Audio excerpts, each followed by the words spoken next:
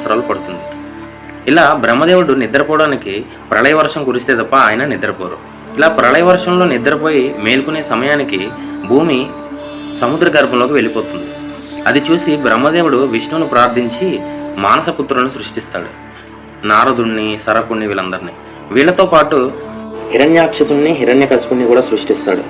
అయితే ఈ హిరణ్యాక్షసుడు భూమి సముద్ర గర్భంలో ఉండడం గుర్తించి భూమిని తన వశం చేసుకుంటాడు. అది తెలుసుకున్న మహావిష్ణువు లోక సంరక్షణ కోసం శ్వేతవరాహ రూపంలో వచ్చి హిరణ్యాక్షసుని వధించి భూమిని పైకి తీసుకొస్తాడు.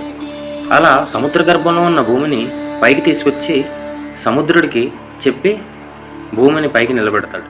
శ్వేతవరాహ రూపంలో ఉన్న మహావిష్ణువు ఈ కలియుగంలో భూమి మీదే ఉండాలని డిసైడ్ అయ్యి గరుత్మంతుడిని పిలిచి వైకుంఠంలో ఉన్న 7 కొండల్ని భూమి మీదకి తీసుకొని రమ్మని చెప్తాడు.